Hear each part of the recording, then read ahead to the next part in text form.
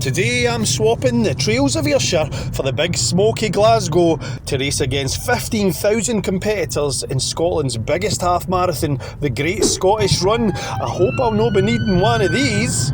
Although I have been suffering from full-blown man flu since yesterday, so it could happen. I've been up since 3 AM this morning, feeling shaky and queasy, with a chesty cough as well. Nearly decided to cancel, but I've had a word with myself, and I'm ready to rock and roll. I suppose I better get to the start line then. Will I win the Great Scottish Run? Will I throw up in the Clyde with hundreds of spectators watching? You can find out this week on Run Steve Run. I'll be the car door shut then. And back to the inspirational music.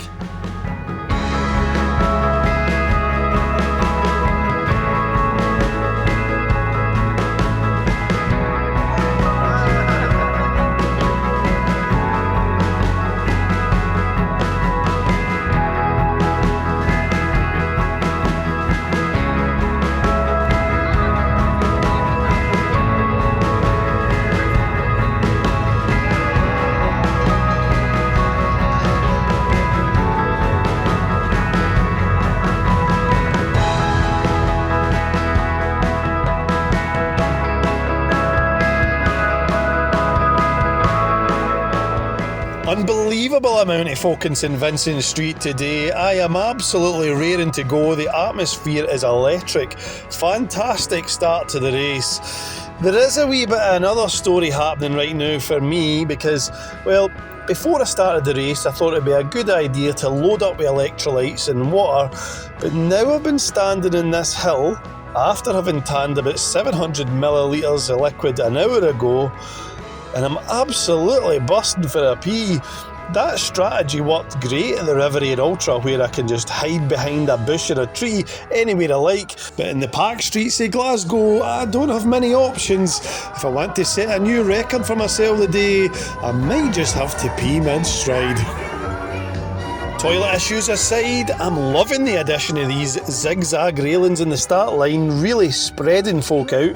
Actually helps me quite a bit because the race organisers for some reason sent me a blue bib, which puts me at the very back of the race, starting with the very last wave. Means there'll be a bit of space for me to overtake right for the start, and if I'm to hope to get a PB today, I will have to make quite a few overtakes. I'm going to swing to the right here and get a wee power up for this youngster's Mario themed sign. I'm going to need all the power I can get to overcome my man flu today and get a decent result. So let's talk about what a decent result looks like.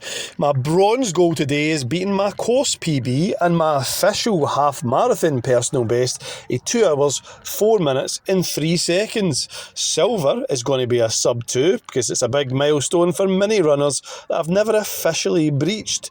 I say officially, which brings me to my gold goal today, which is to beat my unofficial half marathon PB, a 1 hour, 53 minutes and 9 seconds. That was set using a second-hand Huawei smartwatch with pretty dodgy GPS, so I'm not sure how legit that is, but it would be good to beat anyway. Seems like a near impossible task right now, but I'm going to set off around 5 minute 30 pace and see how I feel as I go. I don't want to speak too soon, but it's turning out great that I'm in the blue wave because there's actually very little issue finding space, and I get to feel like I'm absolutely flying as I'm going past loads of runners. After starting the last few months near the middle or back of long, slow races, this is awesome. The bagpipes were blaring to set us off, atmosphere's absolutely banging, loving the start of this race, and I'm almost forgetting I've got man flu. Must just be the adrenaline coursing through my veins. I did not expect to feel this good, but I'll take it. Heading west of the city centre now, and I'm no longer thinking about when I'm going to pee. I'm now contemplating how public I'm going to be doing it. I move onto the pavement, having a peek into the restaurants to see if there's any of them that look runner accessible, but this Asian restaurant looks too intimidating. So I just keep going for now. Oh well, at least I've got a lovely quiet at the side of the road to distract me. Maybe I can pee behind him. Maybe no. First kilometre done, and my desperation has actually done wonders for my pace.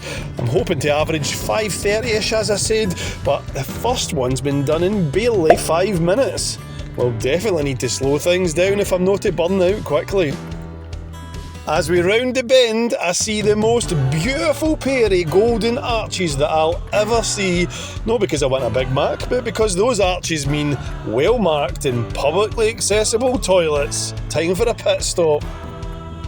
And as I approached the building, I discovered that McDonald's have decided not to put any stairs up to the front door, so I'm going to have to double back with my bladder absolutely bursting at the seams. I bust through the front door and nearly knock over this young fella's drinks. It's a desperate situation here, so I'm going to make a beeline for the toilets, straight through the door, and I've forgot to stop recording. Fortunately, there's nobody here, and I don't think anybody needs to see this bit, so I'm just going to cut to me making a hasty exit. You just have to guess whether I washed my hands or no. Imagine I'd burst in there and it was full of Neds or rowdy bikers who noticed my head cam. Could have ended up in the back of that ambulance after all. Fortunately, I've escaped with my life and without ending up in a very exclusive register. Does feel great to be rejoining the race with an empty bladder. I have got some ground to make up. That certainly would have cost me some time, but I don't want to do anything stupid. It could be really easy to let that put me off my game plan. Need to settle back into the 5 minute 30 per kilometre.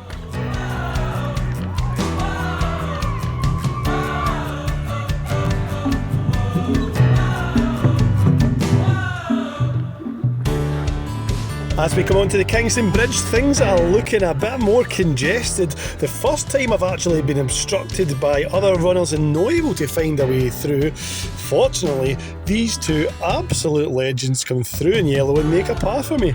Well done, lads.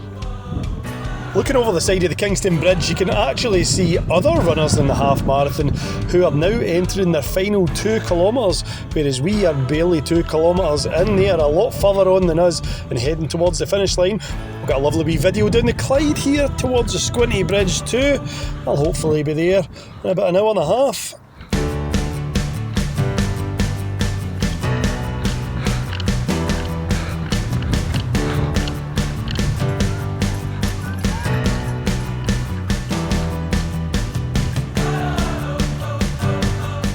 As we approach the 5 kilometre mark, I've found these two fellas in yellow that helped me on the bridge to have settled into a perfect 5 minutes 30 pace. So I've decided to tuck in behind them for a wee bit and let them do the work. Thanks again, lads.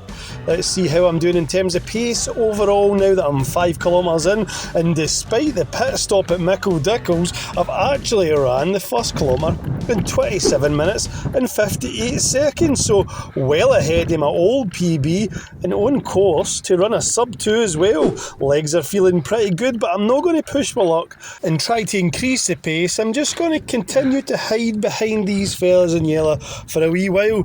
I really need to mention that it's not picked up in the camera, but the whole time I sat behind these guys, they were going along, giving out fist bumps, checking in and anybody who was struggling, just offering encouragement. Not only the pacers that I need today, but a couple of all-round race day heroes. Managed to turn my camera around at one point and paparazzi them too.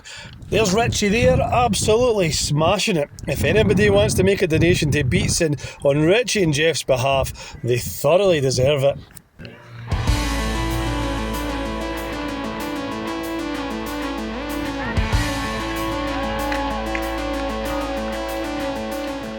The next few kilometres were a bit of a grind, just head down, trying to stick to that 5 minutes 30. I put my camera away and then put it back on when I hit Pollock Park, because there's always plenty to see in there. Lovely to see a couple of runners holding hands as they run. Reminds me of Gordon and Vicky for the running film Running Against All Odds, who held hands just to stay awake as they were running 250 miles across Wales. If you haven't seen it, I'll leave a link in the description. For my race though, it started to get a bit tricky. Not only is Pollock Park the hilliest part of the course, but my queasy belly for last night has started returning, hoping this pink monstrosity, a mobile DJ booth, can lift my spirits a wee bit, but I'm feeling the gradient of the hill quite a bit. It does take me up past 10k, and I must say, I'm very pleased with how things are going, despite how I'm feeling like I'm holding back chunder. I have managed to make some very consistent pacing, which leaves me nearly 3 minutes ahead of my official PB pace. Well done, guys. Unofficial PB does look like it's slipping away a wee bit, so the real battle it looks like it's going to be to try and get that sub 2. I'll need to hope the queasiness subsides quickly as things level off. I'll swing over to the side and have a wee look at these wee Highland coos before I begin the hardest climb of the race. At the far side of Pollock Park is the one hill that folk mention when they talk about this race. I've decided to put my camera away again and just focus on surviving this bit. Running up the Pollock Park hill was a bit of a mental battle, trying to balance no dropping into the 6 minute per kilometres, whilst also no pushing so hard that I'm going to feel like I need to vomit again. It was like walking a tightrope. Then, just as I was feeling really rubbish, a hero came jogging past me, gave me a fist bump and a well done. That hero ahead of me, you can see, a hero called Richie. I heard him say to some other runner in front of me about how it's good to be alive. Without sounding too cheesy, it really did put my minor leg pain and dodgy tummy into perspective, reminded me to look up and enjoy the event. These guys are turning out to be my guardian angels on race day, always in the right place at the right time, and that wee bit of encouragement just seemed to snap me out the pain cave that I was in. And whilst I still felt like I might puke, I didn't feel as sorry for myself anymore. And before I know it, the Pollock Park hills were done, and I'm now back out into the flat streets of Glasgow's south side, heading towards the city centre.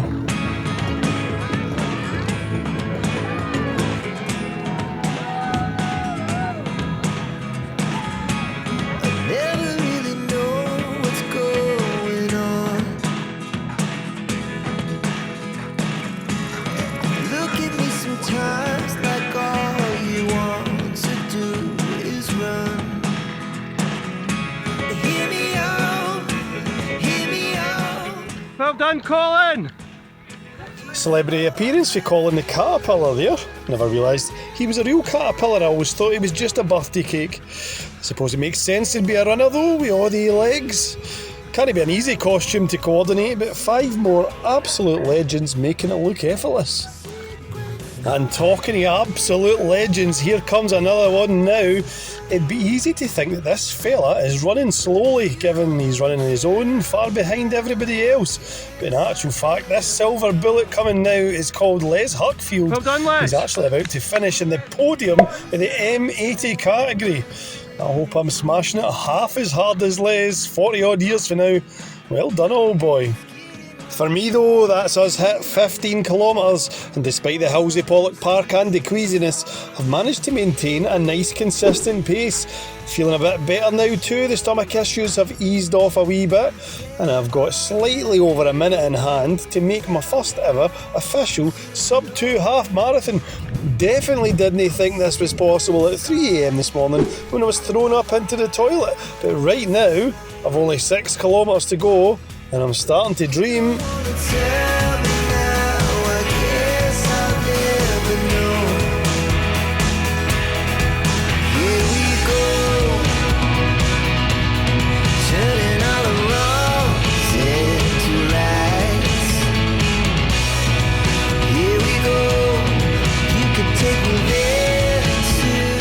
Now approaching the city centre, and I'm going to get a flurry of fist bumps before I make my way towards the Squinty Bridge.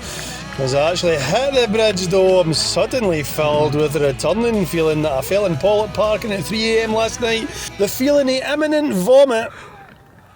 Oh, forgot to puke. Come on Stephen, you can hang on. You've only got 2 kilometres to go. Just keep pushing.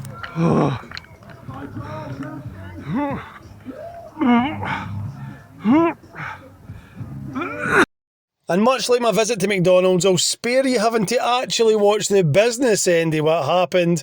All I'll say is, I really needed that. In an instant, the varying levels of sick feeling I've experienced through the last 19 kilometres disappear. And suddenly, I'm actually feeling like a new man. The only issue is that at the 15k mark I had barely a minute in hand for breaking the 2-hour barrier, and vomiting in the Clyde, as fun as it was, did take some time. I'll need to get my skates on if I want to hit that silver target.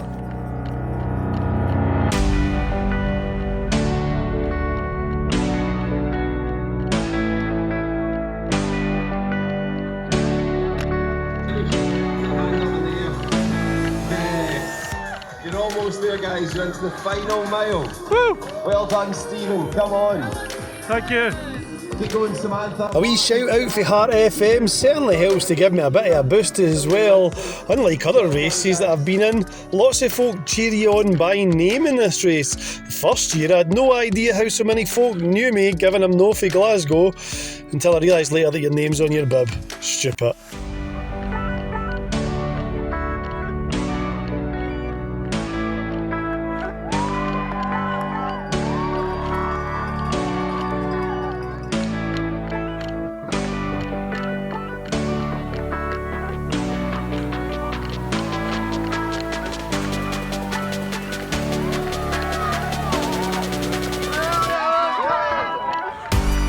Less than a kilometre to go now and the support is really ramping up. I get another power boost for the crowd just in time because we're about to enter Glasgow Green for the final sprint.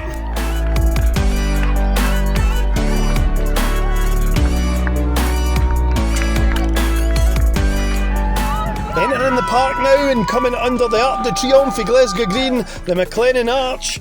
Very much running out of juice now, absolutely running in fumes. But as this lady in black goes past me, she is pushing hard for the line, inspiring me, and with the crowd cheering and the atmosphere of the occasion, I get a sudden surge of energy to my legs and decide to absolutely floor it. Doesn't matter if I push too hard now, I'll probably be over the line before I've chance to build up another chunder. Let's listen to me hammer home over the last 100 metres, hopefully without splattering my competitors with my breakfast. Runners coming through now. If you have crossed the finish line, just so we've got a bit of room behind you for your fellow. Well done, Jermaine and Diane. Absolutely amazing achievement. Great job. And what a strong finish. I must have overtook 25 runners in that final 100 metres. Absolutely fantastic push, and more importantly I finished in a time of 1 hour 57 minutes and 53 seconds. So a brilliant result, smashing my current official PB by over 6 minutes and ducking well under that 2 hour mark despite struggling in the Squinty Bridge and taking a detour to McDonald's. Huge thanks to Jeff and Richie for helping me on multiple occasions without even realising. Hope you guys had a great race and raised plenty of money. I've also got to shout out my twin brother and running arch nemesis Scott here, who flew around in 1 hour 41 minutes and 18 seconds. Tremendous effort, and a special mention to Kevin, who managed to dip under the hour for the 10k. Well done, lads. Well, that's all for me this week. Next time I've got something quite different lined up as I take part in a 10k on the runway at Glasgow Prestwick International Airport. Will I win my first ever runway race? Will I get hit by a low-flying aeroplane? You can find out next time on Run Steve Run.